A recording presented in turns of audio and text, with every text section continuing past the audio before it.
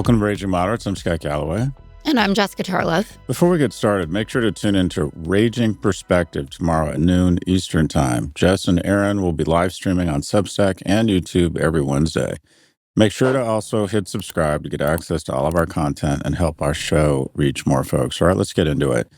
Things are heating up in Michigan as that state heads to the polls next week. In the Democratic primary for Senate, progressive Abdul El-Sayed sparred against moderate haleystevens in a televised debate last night where Israel and AIPAC were focal points. They traded claims about which of them would confront rising utility costs and which would be more focused on Michigan while in the Senate. Let's listen to a clip. You know, my opponent is on these big podcasts. You know, he's running a podcast himself. These folks are making fun of the way I sound, but yet I sound like the people who need help. I'm the only candidate in this race who's never touched a dime of corporate PAC money. I want to see long-term peace. I want to see a two-state solution.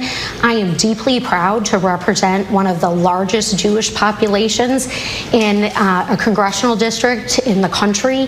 This is a community that I have grieved alongside, that I've mourned alongside, and have fought to bring the hostages home. And I'm still working to get us to long-term peace. They've set a record in this race to help elect my opponent because they know that she'll be a reliable vote. I want your tax dollars spent in Michigan to provide schools in Michigan, to build healthcare in Michigan, to build roads in Michigan. Jess, give us the color commentary on the debate. This race is a tough one, and it's really going to be the first opportunity that we can see if the far left can beat a moderate in not just a blue district, right, on a statewide level. And Abdul El-Sayed is not actually technically DSA. He identifies as a capitalist, which I think is a good thing, and certainly should help him in a swing state like Michigan. But this means a lot for the future of the party and the internal dynamics of what's going on here. It is also increasingly getting uglier. The kind of barbs and insults that are being exchanged. El-Sayed has made some, I think, regrettable comments about how haleystevens can't even string a couple of sentences together, for instance. There's leaked audio of him talking about John Fetterman, actually, and how he would support a primary of him. He says, ideally, you would put one ogre on a pike, and then everyone else gets the message. You know, people are certainly making that into, at a time when there's a lot of violence, political violence, you can't be talking like that. So there's a lot of swirl in that direction. And then picking on haleystevens as being inauthentic, accusations that her accent has changed and evolved, and the, you know, stick it to them is all an act. But I think that it's really good that we are having this particular race for the Democratic Party and for understanding where voters in a swing state are in the battle of, you know, Medicare for all, and Israel is committing a genocide and we need to tax the rich into oblivion versus the more establishment model. There had been pressure on El-Sayed to release his financial disclosures, and he had been massively slow walking that. They came out yesterday, and they include that he and his wife have several rental properties abroad in India and in Dubai, that they're making hundreds of thousands of dollars off of them. And his whole thing has been like the little guy against the rich, right? And in New York, Mamdani has framed that about the landlords, right? And we've frozen rent and we're doing pied-à-terre taxes, and a lot of it is about housing. So now you have El-Sayed that he is actually a landlord himself. People are certainly pointing out that his Dubai properties are currently being shielded by Iron Dome technology, which the U.S. and Israel shared with the UAE at the kickoff of the war in Iran. And I think it puts in focus for people that the left has been going on and on about the 1%, and that El-Sayed is not this working class hero guy that he might have been marketing himself as. You could say the same thing about Graham Plattner. Remember, you know, we heard that he's just a lowly oyster farmer, but he went to fancy boarding schools and had a famous architect grandfather and couldn't really make a living on his own. And I think he sold like all of his oysters actually to his mom's restaurant. So that is going on in the background. Plus his wife, who is a psychiatrist, does not accept Medicare. He's a Medicare for all guy. So that those currents are pulsing massively through the pro-Stevens crowd at this time. And I think it's making it, even more interesting. I think it's going to be very close. A nail biter. And I do like a nail biter. What are your thoughts? Look, I find some of the stuff you're talking about a little bit hypocritical. The financial disclosure delay, was the story that sort of stood out to me. When a candidate sits on his own financials for weeks under pressure, that's not an oversight. That's a candidate in a campaign calculating the cost of transparency or deciding transparency was higher than the cost of the story, hiding it. So he purposely decided to try and release it under the cover of dark, realizing that quite frankly, that the music of his life does not match the words of his campaign. And this whole, I'm not a socialist, I'm just a capitalist who understands how capitalism works, is kind of in my opinion, it's a bit of a non-answer. It's sort of tantamount to saying I'm not late, I'm early for the next meeting. What is your actual position on this? And he's the only candidate to call for abolishing ICE outright. And I don't think that's in line with Michigan. So it feels like it's a kind of a national primary for a 2028 position. And it feels like he's running, it doesn't feel like he's running for Senate. It feels like he's running for a certain type of fame on MS Now, and also on Fox. And, obviously, well, let's talk about this. What do you think Stevens' liabilities are? We've talked a lot about El-Sayed. I think that, taking corporate PAC money and especially the funding from AIPAC is a liability in a Democratic primary right now. I think she speaks movingly about, I think her congressional district, Michigan 11, she mentioned this, one of the most populous Jewish districts in the country. And she did, fight for hostage return and has been very outspoken about it. She's for a two-state solution. Like, she's not some sort of Ben-Gvir, right? But I think that taking money from corporate PACs, especially when AIPAC is involved, is anathema right now in Democratic politics. And there are a lot of mainstream or establishment Democrats, whatever, moderate Democrats, whatever you want to call them, who are eschewing now taking corporate money. And that's a threshold or a litmus test, I should say. So I think that is a liability where they feel like she's going to be more of just a rubber stamp on Chuck Schumer's agenda. And Mallory McMorrow was kind of this middle ground between them, who had made, not supporting Chuck Schumer a cornerstone of her campaign. But Stevens feels like she's part of the fabric more. So I think that that's a liability. I think that some people might just not feel like they connect with her, like her personality. I like quirky people. She seems quite quirky. I know a lot of people who are friends with her, but I certainly listen to El-Sayed speak. And when he talks about these issues that he's passionate about, putting aside if there's a hypocrisy level to it, he, to me, is just more compelling. And his agenda is more in line where the primary base of voters seems to be from what we've seen thus far. We don't have a ton of data how that bears out, though, on a general election. Do I think that Mike Rogers, the Republican who barely lost to Alyssa Slotkin, would be more excited to face off against El-Sayed? 100%. And I'm really curious to see how it turns out that the Black vote actually splits. So Stevens has been racking up support from Black community leaders, especially in the faith community. This guy, Reverend Wendell Anthony, a Detroit pastor who led the NAACP there for decades, just came out in support of her and said that he's concerned about El-Sayed's support for the uncommitted movement in 2024. That's a big deal in Michigan, where a lot of people, because Kamala Harris wasn't strong enough or strong enough against Israel or pro-Palestinian, however you want to cut it, basically, wavered about what they were going to do in the election. El-Sayed voted for Kamala Harris. He has talked about that and that he told people to, but he was associated with that movement. And I think that is definitely a strike against him if you're being strategic about how do we win elections, right? Like it's Democrats versus Republicans. It's us versus Trump. And I thought that was interesting that he pointed it out. But I'll say it actually has, a few Black pastors who have come out in support of him. And Haley Stevens went and spoke at one of their churches actually recently, which I think is a good thing, right? Like it doesn't mean all the congregants are for him. And either way, you're running to represent all Michiganders, not just those that like you. There are so many different elements that are factoring in on this race.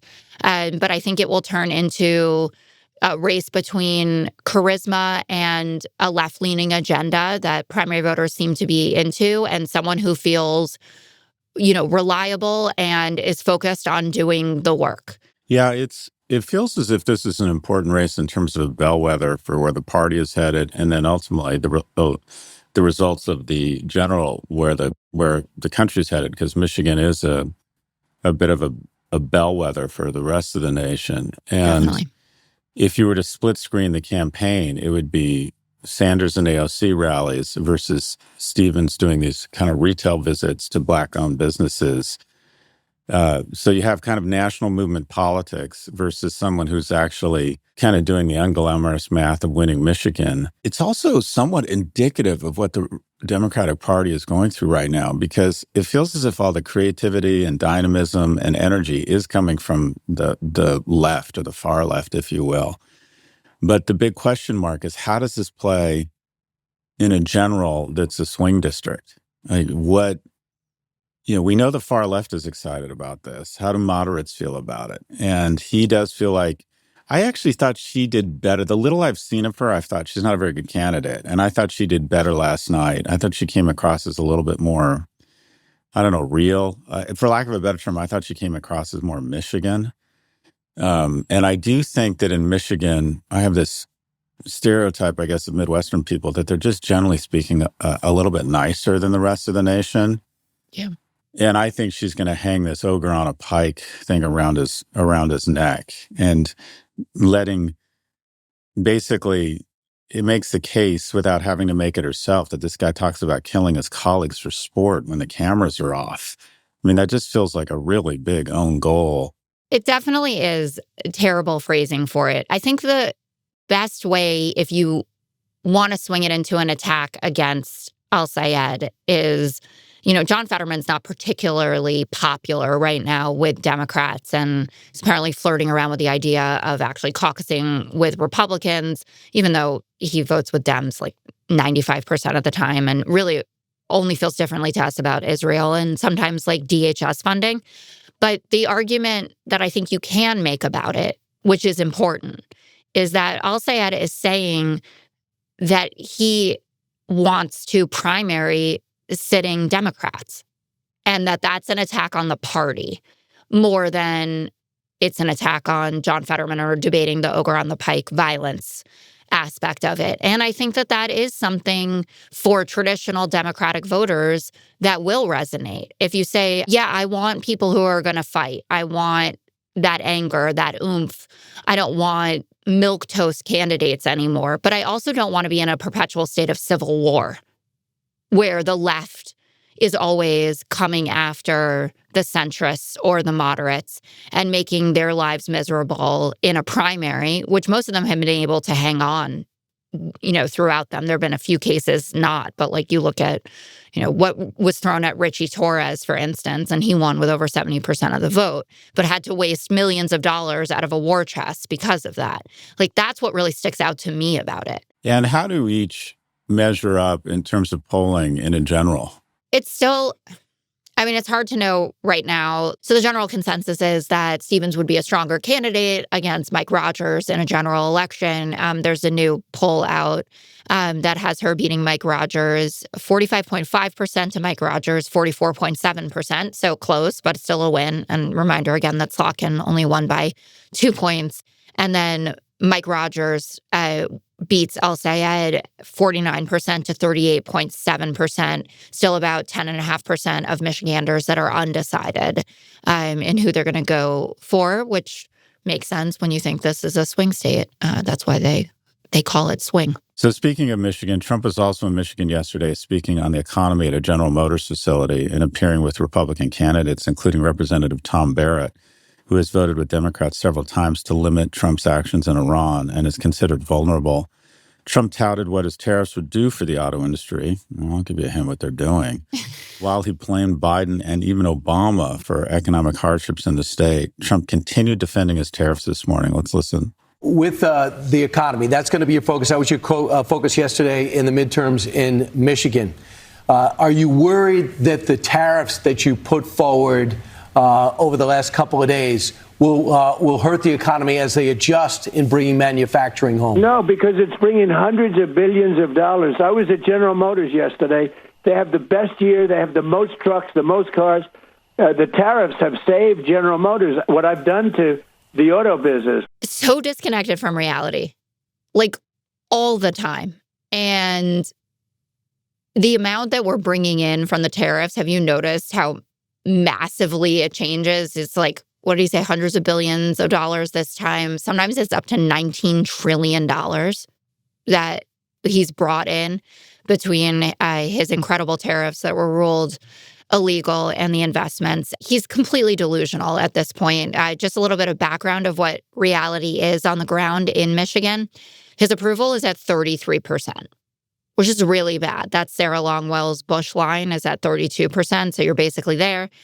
7,000 manufacturing jobs have been lost, 3,600 construction jobs. The average household has paid $3,400 in additional costs since Trump got elected. Can draw a straight line from that to your tariffs. And 130,000 Michiganders dropped their ACA plan because the subsidies weren't extended, because Republicans wouldn't do that. Just 1 in 3 Americans currently supporting the war in Iran, according to the new Reuters Ipsos poll. So basically, if you're listening to Trump now, it's for pure entertainment.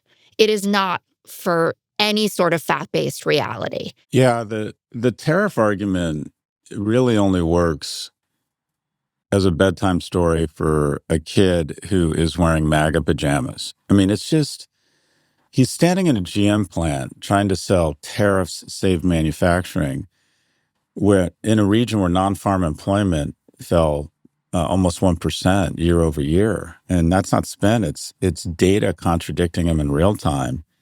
And then blaming Biden and even reaching back to Obama for the economic pain is kind of a tell that he knows his current numbers don't cooperate with his bedtime story. And you don't go back, you don't reach into the barrel 2 administrations ago unless the present tense is working against you. And the gap between this message and the actual reality on the ground is the actual story more than anything he said on the podium. So this feels, I don't know. I think this is more, I think he was there for turnout. It's kind of persuasion math, reminding his base that the tariffs are for him and that they kind of buy into it. They're ignoring the effects at this point, believing it'll be long-term good to put America first. And those evil Canadians have taken advantage of us. I don't know how people in Michigan actually feel about that. The result of this is going to tell us a lot, I think, not only this primary with this general, but tell us a lot about what happened. Anyways, I find it very, very interesting. Support for the show comes from Quo. Communication is key when you run a business, but if your team's communication is messy or just not there, customers can feel it.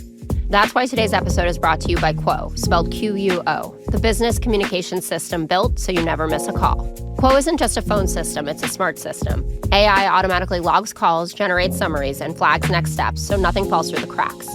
And it can even qualify leads or respond after hours so your business stays on even when you're off.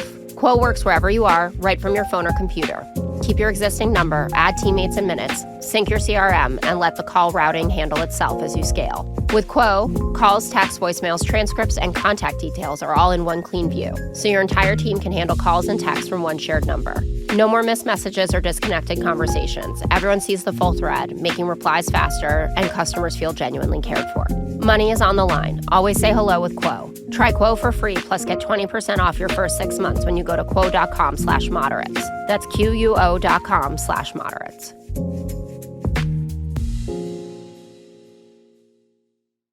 Trump has been chasing voting restriction on multiple fronts. And it's interesting because it also seems like once he's out of office, he doesn't really care what damage that those initiatives or pursuing those initiatives do to the Republicans or democracy. Why do you think he's pushing so hard around this? I think that he's like a dog with a bone about it, and he can't think strategically. For all of the arguments that were made about, Donald Trump has the best instincts and he's game planned out all of this, it doesn't feel that way when he's railing against things like voting by mail, which he does himself. We should note that he is a happy vote by mailer. But the stuff that he's advocating for just is going to make it harder for Republicans to win elections. Everything from the way that you can actually vote to things like the Save America Act. And I'm glad that John Thune, the Senate Majority Leader, is just like, fuck off about this. I'm not getting rid of the filibuster. He went on Hannity last night and said it again. And, it's leaked audio and it's direct audio where he's basically just saying this is a non-starter, certainly in its current form. And the president is not interested in any of the modifications that like a sane person like Lisa Murkowski has laid out. So she has to go to the Wall Street Journal and write an op-ed about how the Save America Act as it stands is just going to disenfranchise voters. And she thought, I don't know if you read it, but she laid out the hurdles that people are going to have to get through to be able to vote, including the amount of time that they're going to have to spend, people coming from rural areas, especially in a state like Alaska, to be able to get the right documentation and to actually be able to cast their vote. So I think that as he becomes more addled and more childlike, frankly, you realize that these are his favorite toys. Like the Save America Act and tariffs are his Barbie and Ken, essentially. And he doesn't want to play with anything else. And the rest of you who have other agenda items, be damned. Yeah. So day one of Lindsey Graham's funeral services were today, and they'll continue tomorrow in D.C. Israeli Prime Minister Benjamin Netanyahu and Ukrainian President Volodymyr were in attendance. Both leaders also met with Trump while in Washington, and it's Bibi and Trump's first meeting since the start of the war in Iran. This morning, Trump said, and if they had a nuclear weapon, you wouldn't have Israel around. Frankly, if I weren't president of the United States, Israel today would not exist. Jess, is there a sense that any progress might be made on Iran with White House meetings between Trump and Bibi, or is the relationship getting worse? Definitely getting worse. And he's openly talking about it. He was saying on Fox and Friends, like, it doesn't matter what Bibi says. I'm in charge. And, I think it's very meaningful that Bibi came out and said, we don't need U.S. aid. And that was to preserve some semblance of a relationship with us, but also reading the tea leaves. That Trump is pissed. He is really angry that the pervasive narrative, and I would say the truth, certainly based on what we read in Regime Change about the Situation Room meeting where Bibi pitched him on the war in Iran on, I think it was February 11th, and what has happened since, has soured Trump on Israel, and how Bibi runs his country and his prime ministership. Trump doesn't like people who try to outfox him when he notices that it's happening. A lot of times they're outfoxing him, but he doesn't notice. But he is onto all of Bibi's maneuvers and the way that he's manipulating the future of U.S. involvement in the Middle East for what he sees as only being Israel's gain. And the fact that whenever there's a ceasefire or maybe a chance at diplomacy, and we could debate whether that's actually feasible, that we would get a diplomatic solution, that Bibi comes in and is like, well, I'm just going to keep bombing Beirut, for instance. And then, of course, Iran says, well, if Israel is doing this, then all the terms are off. And you're at where we are now, where people are having to make the argument, like Jesse Waters yesterday on The Five tried to market an environmental regulation fee as different from a toll and saying, well, maybe we just have to give that to Iran, let them save face. So they're basically accepting the fact that Iran is going to be tolling the Strait of Hormuz in perpetuity, and that they now have full control over that enormously powerful waterway. So I think it's going to be very tense with Trump and Bibi. He's probably going to be cursing, which he has been as of late when they have had phone calls. I just hope that we don't have something horrible like what happened between Trump and Zelenskyy with that Oval Office meeting the first time, where he wasn't dressed appropriately and wouldn't take their shit at the level that Trump and Vance wanted, and so got publicly berated like that. Yeah, I still have PTSD from that meeting. I think Trump correctly feels like he was played, and it's backfiring on him. And Maggie Haberman was saying when she was on her tour with Jonathan Swan about their book that basically Bibi laid out this plan in the Situation Room, and Trump bought it. And the people who actually have domain expertise, the national security advisors, and I think just to give credit where it's due, Vance, I forget if it was the head of the CIA, but they brought in someone who actually has domain expertise and who described Bibi's plan as farcical around regime John change. Ratcliffe. Yeah, thank you, John Rubio Ratcliffe. said it too. Said this is just not realistic, but Trump bought into it. So I think Trump basically bought the intelligence and the advocacy of a foreign leader over his own security apparatus, and it has really hurt him. This is the quagmire that keeps on giving, and also just puts on full display the incompetence around our decision-making at the highest levels, and the fact that Trump is under the illusion that he's negotiating against himself, that he gets to decide what the IRGC wants, and he's frustrated that they aren't listening and doing what he wants. Also, it's just hard to imagine. I mean, the funeral is interesting because it's not about the passing of Graham that's the story here. Quite frankly, it's about the seating chart at his funeral. And funerals are foreign policy venues now. And this ridiculous statement, if I weren't president, Israel wouldn't exist. I think there have been few things that have been worse for Israel than Trump and Netanyahu. I think the majority of Israel now, I mean, keep in mind, I think Netanyahu is running at sort of similar depressed levels of popularity in Israel. But what's happened here falls into this trope that Israel is not good for America, that you have a guy here who's fighting for his political life by going on a war footing that is not good for the region, not good for America, and also just not good for Israel. And it's just, and I've said this for a while, maybe with the exception, maybe for reasons Putin shouldn't be included, because we don't know who would replace him. But there are few things that would be more accretive or beneficial to the world right now than if two of those attendees, Trump and Netanyahu, moved on. I mean, they've just caused, you would argue, so much damage in terms of global instability. And you have one basically appears to have nudged the other into what will largely be seen as the first ballot Hall of Fame mistake of his administration, not only the decision itself, but more so how it was executed without thinking through. I was reading about Carter when the hostages were taken in Iran during the revolution, and Carter was contemplating an actual ground invasion or a military assault, not just a rescue operation.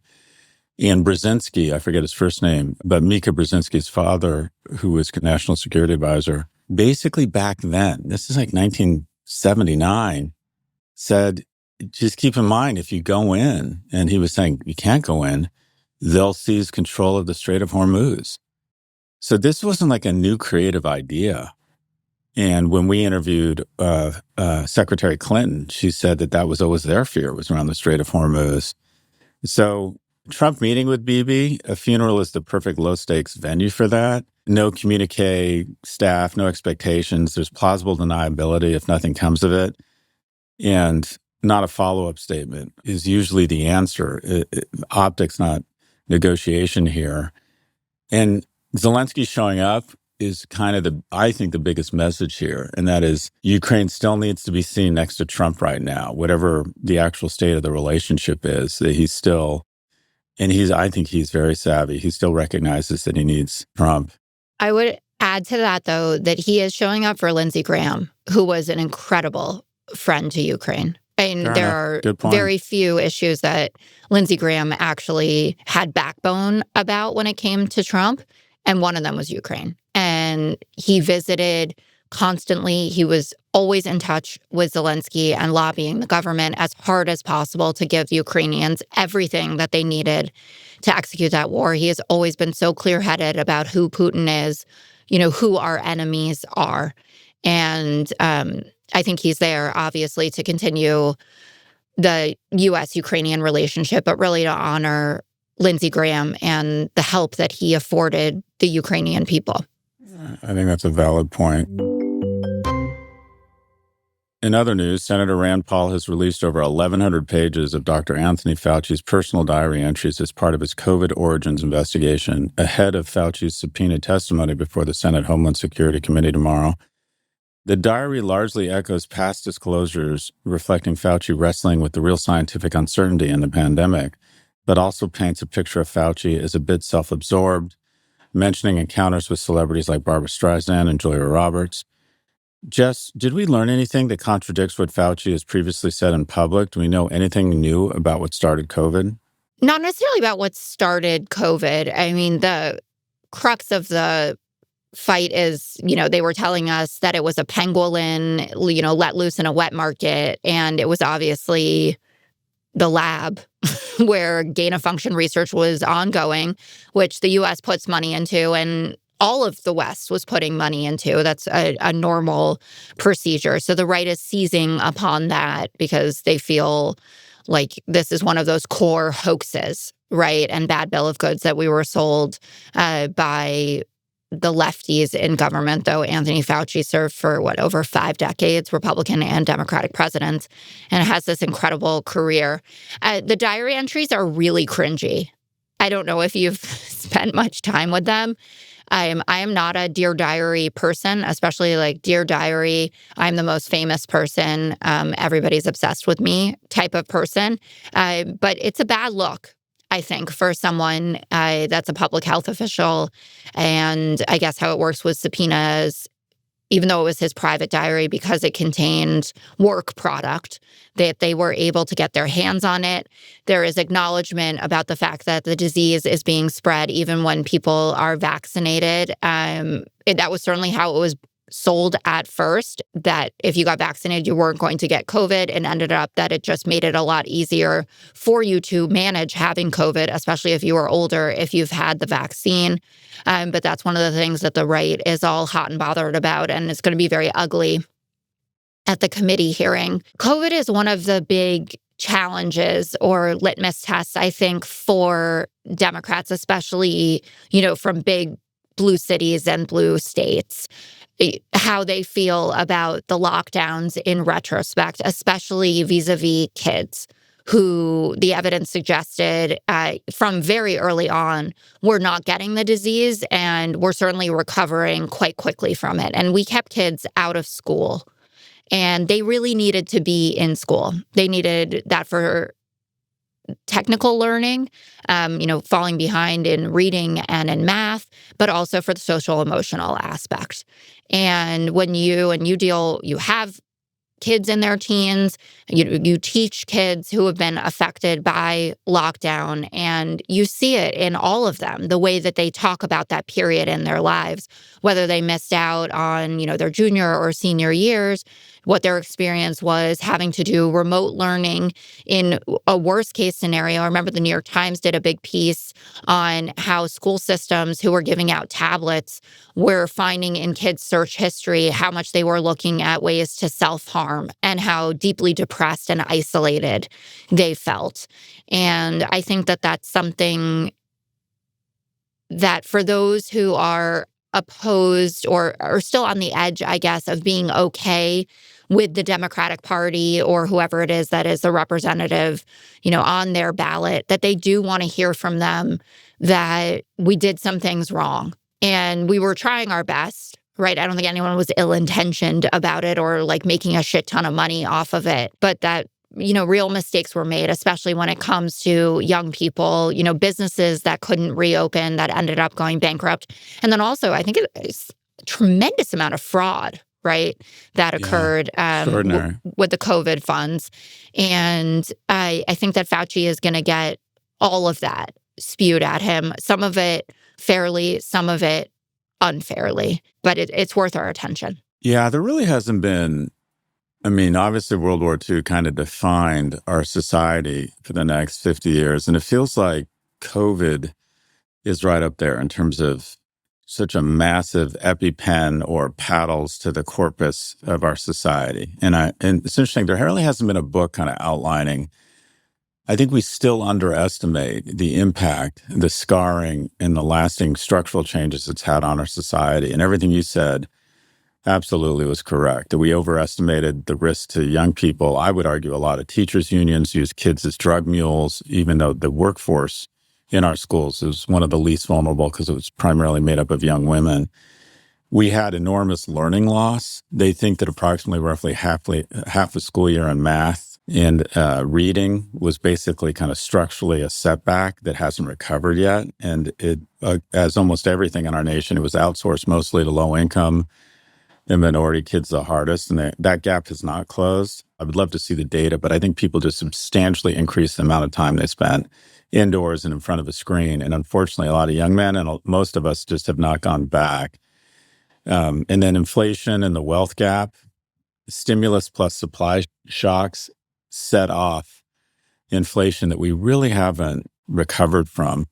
And then mental health, especially among young men and teen girls. The isolation accelerated the youth mental health crisis that was already well underway. Anxiety, depression, social disconnection, they all spiked and they haven't, again, that delta has not closed. With Fauci, I mean, let's be clear. I've never understood the venom towards Fauci. And I think the CDC made two critical errors, both around communications. One, telling people that masks don't help. Don't wear masks. Remember that? And then everybody must wear masks. Say, well, which is it, boss? And then they claimed the reason they said that was because they were worried that there would be a run on masks and healthcare professionals wouldn't be able to get them. It's like, okay, so you were lying to the general public. What are you lying about now? And then what you just mentioned, this notion that the vaccine would prevent you from getting COVID.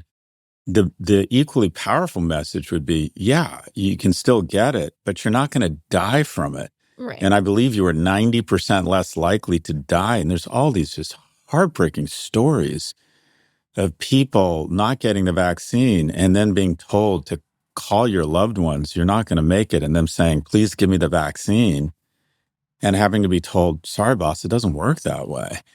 But 1,100, look, 1,100 pages in the headline is a scientist wrestled with the uncertainty during a once-in-a-century pandemic, who also loves his 15 seconds of fame and name checks Barbara Streisand and Julia Roberts. I don't think it's a scandal. I think it's an 80-year-old who clearly is a bit of a narcissist. And my sense is when I saw the summary of this, there's nothing here we didn't already know.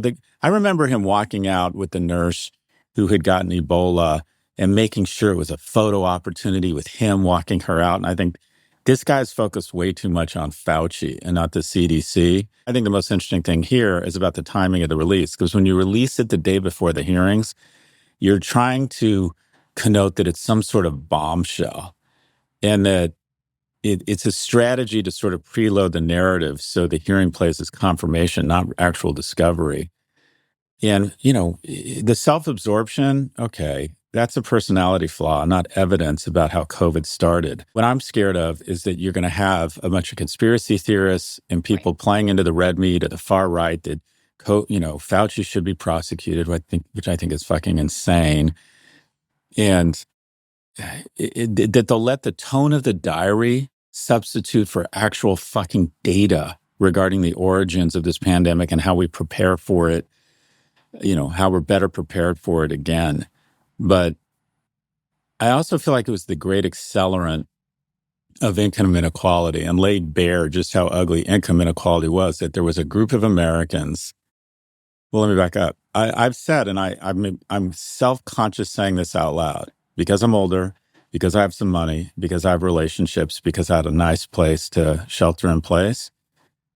COVID was arguably the best 2 years of my life because I was molesting the earth, traveling, meeting with clients, not seeing my kids a lot, working my ass off. And all of a sudden, I was forced to stay at home and not travel and spend a bunch of time with my kids. It was just, and watch a lot of Netflix.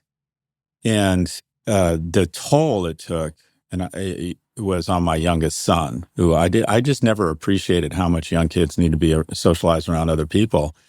But there was an enormous segment of America who had to load up their igloo cooler with Diet Cokes and diabetes medication and head out as an Uber driver and subject themselves to risk. Right. Because they couldn't afford to stay at home. I mean, and I can't even imagine what a single mother had to put up with a kid at home who was doing quote unquote, by the way, remote learning for young kids was the most ridiculous fucking thing I'd ever experienced. They can't do that.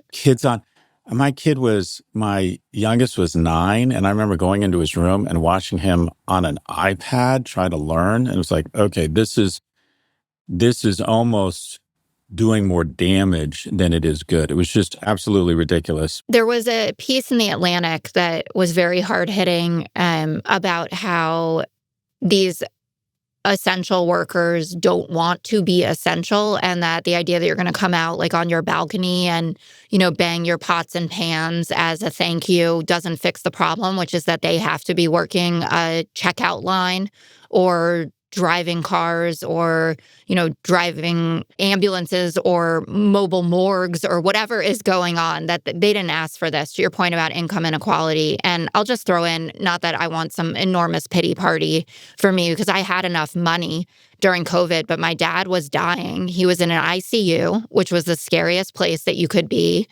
when COVID was peak and no one knew what to do about it pre-vaccine. So did 2.5 months in an ICU and then was moved to a nursing home for his recovery where everybody was dying. And he was one of the first patients in New York who was able to get the vaccine, thank God, because he was in there. But I woke up every day just petrified that he was going to die because of this thing, that it wasn't going to be the cancer that was going to kill him. It was going to be COVID. Yeah. And I find it really hard to have thoughtful conversations with people who say things like arrest Fauci, Fauci is a traitor, et cetera, with my experience actually taking care of someone who was on the front lines of vulnerability to this disease, right? Like COVID would have killed my dad in 10 minutes. There wouldn't, vaccine or not, probably, with how weakened he was from chemo and the disease. And I want to be balanced about it. And I especially want to stand up for our kids because God knows how angry I would have been as a mom if I had had children of school age that were being forced into remote learning, or God forbid, you're too poor, you don't have access to the internet, right? The stories of kids that are working at Taco Bell's and McDonald's is because we haven't been able to get broadband to the entire country, which is a national embarrassment. But I do struggle with it because we were all scared out of our minds, and for very good reason. Millions of people died of this disease. It's estimated about 3 million lives were saved because of the vaccine and how good it was in making COVID more tolerable for folks, especially if you're older. But I have trouble getting there on the arrest Fauci front when you think back to how scared everybody, no matter your politics, was of this deadly disease and something that we knew nothing about. It happens once every 100 years. How could you expect him to have all of the answers? Is a public servant too into getting his just desserts and is thrilled by the idea that there are people wearing T-shirts with his face on it? Absolutely. Could they have been more straight shooters about things like masking and what the vaccine was going to do for you based on his journal entries? Yeah, they could have been better at it. But this disease, it killed. And I think that people who worked in these hospitals, worked in the NIH, the CDC, their goal was to keep as many Americans alive as possible. And that is one of the more just reasons for you to get up and go to work that I know of. Yeah, the question I would have to anybody is, all right, who got it right? Like who? Well, they would say like Sweden, right? Well, that and there's evidence, the whole herd thing, the whole herd mentality thing that just let it run wild didn't work either. And then people say, well, what about Florida? And if you actually look at the data now, Florida had about the same mortality levels. Nobody got this right. Everybody thought China got it right because they were especially hard and they did lockdowns and they had concerts. And then they got hit hard.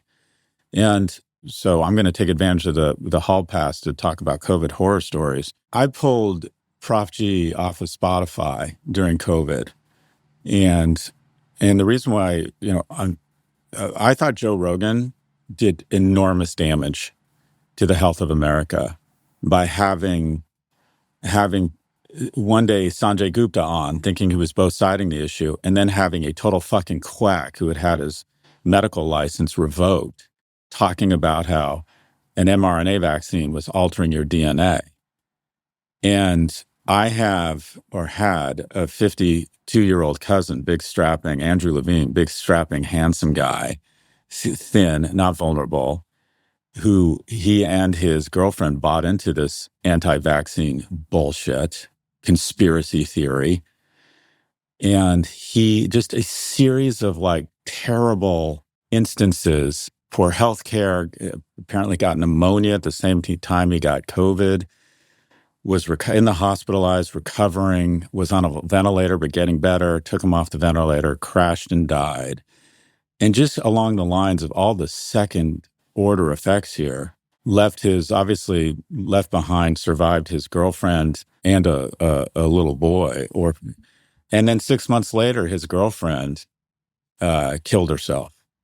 I mean, and I believe this total anti-vaccine, non-science, conspiracy theory politicization of the vaccine.